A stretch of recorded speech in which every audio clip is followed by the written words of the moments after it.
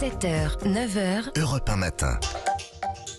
8h35, l'heure de retrouver l'une des plus belles signatures d'Europe 1. Bonjour mon cher Gaspard Proust. Bonjour. Comment allez-vous ce matin, Gaspard ? C'est la dernière de la semaine, avant une semaine off, donc j'ai envie de vous dire, comme un gendarme qui viendrait de tamponner un gars en train de faire un rodéo urbain et qui le garderait sur le capot jusqu'à la grille d'entrée d'une usine de retraitement de déchets pour qu'il y soit transformé en arbre à chat. Vous êtes bien sur Matin Bourrin, chers auditeurs. Ça, c'est une entrée en matière. Vous avez vu ça ? Je dis ça. Alors comme ce matin on reçoit Bompard, je pense que c'est important de lui montrer que nous aussi ici, nous sommes du côté des agents de la fonction publique. Même si je tiens bien sûr à apporter un bémol à cette entrée de matière un peu virulente. Ah oui ? Ah oui. Il faut garder une certaine distance, ne pas se laisser emporter par la haine que peuvent inspirer les pratiquants de rodéo urbain. Comme le dirait très bien l'analyste politique de premier plan, Karim Zeribi, ce sont avant tout des enfants de la République, donc ça c'est pas bien. Oui Sonia, derrière chaque roue arrière pleine balle sur des escalators dans un centre commercial, il y a d'abord une souffrance. Non mais vraiment Évidemment. Évidemment. Alors c'est sûr que c'est pas le même niveau de souffrance que si un commerçant glissait de manière taquine un balai entre les rayons de la moto et que le type finissait la tête la première dans une machine à cirer les chaussures. Mais ces jeunes sont d'abord victimes de deux fléaux terribles que la République n'a jamais su éradiquer. Deux fléaux. Oui, le rap et le shit. C'est un peu la même chose. C'est juste qu'il y en a un qui se prend par les oreilles et l'autre par la bouche. Parce que le rap, Lionel, au fond, c'est quoi ? C'est de la coke qui se sniffe par la trompe de Stache, si je peux dire. Ouais. Le jour où on classera le rap et le shit dans la même catégorie que la cocaïne, l'héroïne et les salopettes pour femmes, alors la République vaincra. Alors dites-moi, ça c'est presque un édito, ça, Gaspard. Serais-je devenu moi aussi un journaliste ? Aurais-je moi aussi le potentiel pour devenir un jour l'égal d'un Alain Duhamel ? Non, rassurez-vous.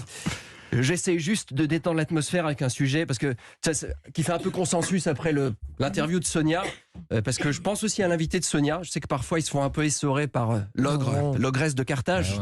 Oui. Non, en plus hier elle était off, vous voyez, donc elle est revenue ce matin en mode qui a mis mon bazooka au pressing ? Vous la connaissez, c'est un peu une intervieweuse punchy. Il n'y a pas de miracle, les Sagittaires comme Macron. Alors forcément, dès qu'elle entend un bruit de casserole, elle se pointe avec la pâte à crêpes dans laquelle elle a glissé du verre pilé. Mais c'est comme ça qu'on l'aime ici. Mais vous savez, Gaspard, je pense que M. Bompard arrive très bien à se défendre. Vous savez quand même qu'il est coordinateur de la France Insoumise. C'est un poste important. Oui, et ça nous prouve une chose, que derrière le bruit des casseroles, il y a un chef d'orchestre. LFI, c'est plus la France Insoumise, c'est la France en inox. Et c'est vrai qu'il faut le dire, vous avez un talent d'animation des gares et des préfectures potentiel qu'on avait perçu à l'Assemblée nationale. Ah bon ? À l'Assemblée nationale, LFI, c'est un peu les inventeurs du Club Med sans la plage, mais avec la buvette, tu vois. Et on se rassemble tous autour du perchoir. Et le premier qui dépose 5000 amendements contre le droit à la retraite a droit à une bouteille de whisky. Mais il faut être honnête, Bompard tient mieux ses troupes que Ciotti. Ah oui ? On l'a reçu hier, Ciotti, miskin.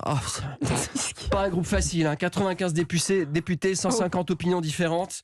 Franchement, républicain, Ciotti. Aujourd'hui, il gère quoi ? Par les commandes de capsules de café, les attributions de badges pour le parking. Mais quand même, Bompard, votre truc avec les casseroles, ça fait des nouvelles victimes toutes les semaines, vous le savez. Et vous n'avez pas un peu de compassion que Macron soit un problème ? D'accord. Mais pourquoi toutes ces victimes collatérales ? Parce que jusque-là, on pensait que c'est bon, on avait trouvé le bouc émissaire. Mais oui, mais qui alors ? Olivier Dussopt. À un moment, tout le monde s'est dit, voilà, le mannequin harcèlement scolaire macroniste saison 2023, c'est lui. D'ailleurs, c'est toujours une affaire en cours, je sais pas. La réforme a beau être passée, quand il part, t'as encore l'impression qu'il est en train de s'étouffer avec une arête d'espadon coincée au fond de la gorge. C'est le Jacques Mayol qui arrête pas de battre des records.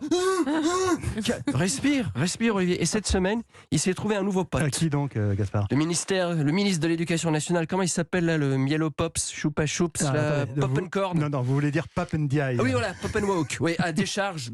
À la gare, Papendia, il avait déjà une tête de victime, faut vous dire. trouvez vraiment ? C'est le gars dans un ascenseur avec 6 personnes. Si d'un coup il y a une odeur suspecte, tout le monde va se tourner vers lui. C'est un peu le coussin Peter furtif de l'éducation nationale. Tu vois, il fait le mort, personne ne le remarque, il lâche une caisse dans le privé. Voilà, tu sens que c'est le gars qui a été envoyé au coin de la classe à l'école et que la maîtresse a oublié durant le week-end. Vous êtes dur, là, franchement, Gaspard. Je pense pas qu'il soit allé au coin à l'école. C'était d'ailleurs un très bon élève. Il a quand même fait des études à l'étranger, d'ailleurs. Alors, je vais vous dire, moi, un Français qui fait des études à l'étranger, je me méfie.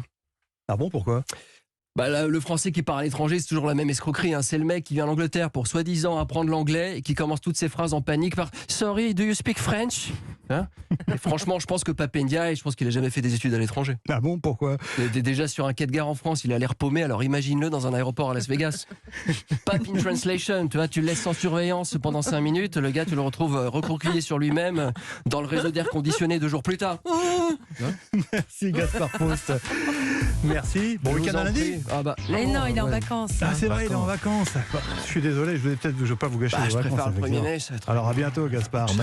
Dans un instant, Lundi, le club 1er de mai. la presse d'Europe 1 avec Charlotte Dornelas France et en des inox. valeurs actuelles et David Revaud-Dallon du JDD.